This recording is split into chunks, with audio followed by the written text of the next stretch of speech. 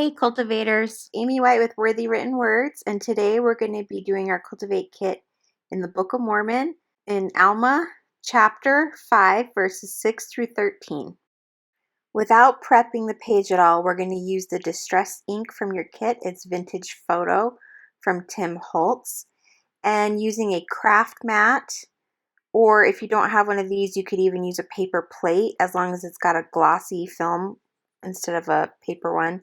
We're going to rub the ink pad right on the surface of the craft mat, and then using a mini mister, it doesn't have to be this one, but any sort of spray bottle, spray the ink with water and it'll water it down.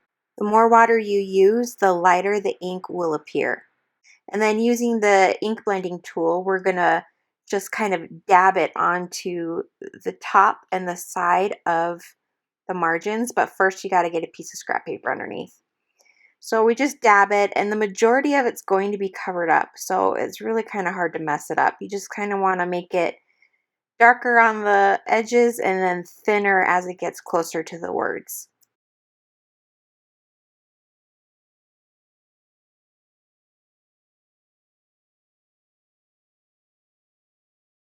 I'm going to use the same technique on the pull here piece of paper from your kit, and then I'm going to mop up the rest of the spray and just dab it in the ink so that it can have the same color. Then I'm going to put that aside to let it dry. Next, I take the strip of paper and I'm going to pull it towards myself using my left hand. And this lets there be a white, ripped paper torn look on it. If you're ripping it and it's not getting the white, then try pulling with your other hand.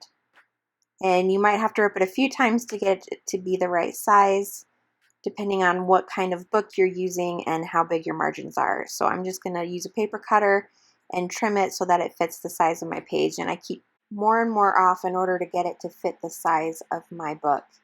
And you have to remember to leave room for the lace underneath, so if you don't care about hiding words, then it won't matter as much.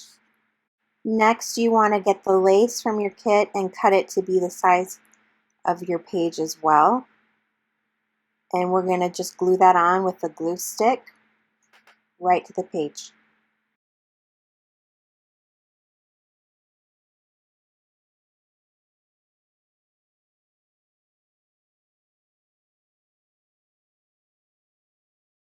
I also use the glue stick right on top of the lace to glue the piece of paper on top of the lace. If you feel like you need more, you could add some photo splits and maybe keep adding the glue over and over. And ignore my ink stain on the opposite side of my page because I spilled some when I was moving my craft mat out of the way. So I'm cutting off the extra paper that's over the top after I have it all the way that I want it.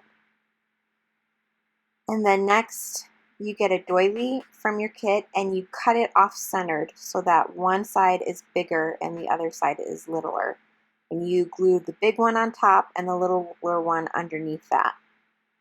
So the ink basically makes it so you can see the white against the white lace and the white doily on top of the white paper. And then it also gives it a vintage feel. And the purple will dry clear, as most glue sticks should dry clear.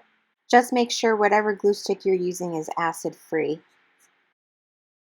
Now that my pull here tab is dried a little bit, I'm going to nuke it real quick with a heat gun just to make it more usable. And after it's done getting dry, I'm going to crumple it up so that it has a more distressed and old look to it, and then smooth it back out. And then taking my ink pad, I'm going to now use the side of the ink pad against the side of the paper and just brush it on so you can get it so that it's caught on the wrinkles, and if it gets caught on the wrinkles, it'll add smudge marks and distress looks, and it's all good. You can't mess it up. If you like a lot, do a lot. If you like it more minimal, do minimal. I'm going to actually try and go over the top here and get some of it on the wrinkles in the middle of the page instead of just doing the outline. Just remember you're going to write on top of it, so you don't want to have too much darkness on the top to where it's hard to read your words. Using just a black Jelly Roll pen, I'm going to darken in the pull here because as I watered the page down, it kind of lightened up the ink. So I'm just going over it with a black pen to make it easier to read so it stands out more. I'm still designing this page while I'm videoing it, so please ignore the photo and the heart for this next segment. What I'm doing is I'm taking the pull here and I'm folding it into like a Z, and then I'm going to attach it to the page so that I can see how it's going to fold out when you pull it. And there's that crease, and whatever I'm going to write on, I don't want to write before that crease because it's going to be hidden underneath the picture. So we're going to pull it out when it's attached, and then you can see the words right there. And like I said, the heart here it doesn't go here in the tag at this time. I'm just toying around with ideas. Maybe you like it better there, but I ended up not having enough space with all the words that I wanted to write. Using my Jelly Roll black pen, I go ahead and write my ancestor's name in all caps. If you're worried about spacing and having it be centered, you could do it first in pencil and get it the way that you want it. I just kind of winged it and it worked out okay for me, but that's usually not the case, so I probably should have done it in pencil first. And then underneath her name, I wrote her birthday and her death date. If you don't have an ancestor's photo or information that you want to use on this page, you're welcome to use the stock photo of my ancestor that I provided. However, it won't make much sense if you use the pull here with facts about a random person. So I encourage you to fill this out with your own ancestor's information and photo. Using my glazed black pen now from Jelly Roll Sakura, I go over her name again because it's much thicker and bolder, and it's my favorite pen of all time, and I use it in pretty much every kit in some way. So yeah, I go over it again, and I think it looks a lot better. The next couple sections I thought I was recording, but apparently I wasn't. So all that I missed was filling out the rest of the facts. And what I put down as facts were some of the things that were special mercies to her. For example, she overcame breast cancer and her father died when she was very young and she had to support the family instead of going to college. And I put those things down, and then also special ways that she was important to me. I didn't know this person, but I have one of her perfume bottles, for examples. And then I took the Retain and Remembrance stickers, and I show you with the next set, but this first one, I inked it up so that you can keep it white so it matches the lace and the doily, or you can do, as I'm going to show you how to do it with the rest of them, I took the sides and the stamp and I ink it just like I did the side of the pull here tab. And then I used a water brush pen, and since this is distress ink, it will react with the water and it just makes the rest of it look older, vintagey, and I then used it and stuck it on the page. So I started at the end, Remembrance, then I did end, and now I'm doing Retain, and that way it's easier for me to make sure I have them spaced where I want them instead of just guessing how much room I'm going to have.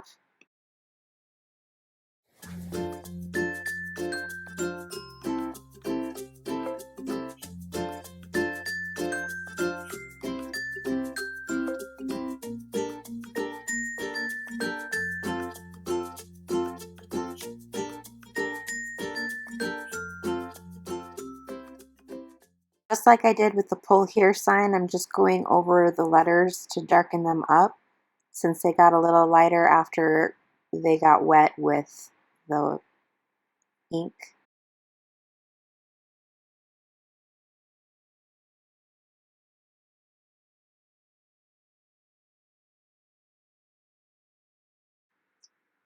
The way that I attach the pull here is the part where I didn't write on, I put photo splits on underneath, and then I folded it up, and then I put the portrait on top of it, and I stuck sticky tabs to the top of the portrait and to the bottom of the portrait so that you can get your fingers inside. It's not sticking the pull here sign down, so you can pull it in and then push it back without there being any problems. This image here so you can see what I'm talking about, how you don't write past that crease because that's what's attached underneath the photo. And then you can also see kind of how I outline mine with the bullet points. So you pull it out and it's stuck underneath the portrait, but everything underneath the words has no glue or anything. And then when you go to put it away, you just slide it back underneath the photo with the folds. If you go back to this video to 5 minutes and 30 seconds into it, you can see what I'm talking about, where I point to the 4 areas that I put a double-sided sticky tape on, and then you can see how it's supposed to work when you fold it and bend it in and out. I'm now using my pink glaze pen from Sakura. It's a Jelly Roll brand, and I'm going to use that to highlight my favorite parts, which is basically just over and over and over again where it says, have you sufficiently retained in remembrance your fathers, or the captivity of your fathers? But it says it multiple times, have you retained in remembrance? And so I underline all of those. Your kit comes with 2 cutout hearts, and I'm going to use the ink pad again and rub it along the sides just to give it the same ink distressed look as everything else in the kit. I'm going to do it with the big one and the little one. The little one's a little bit harder, and then I'm going to glue them together using a photo split and a glue stick.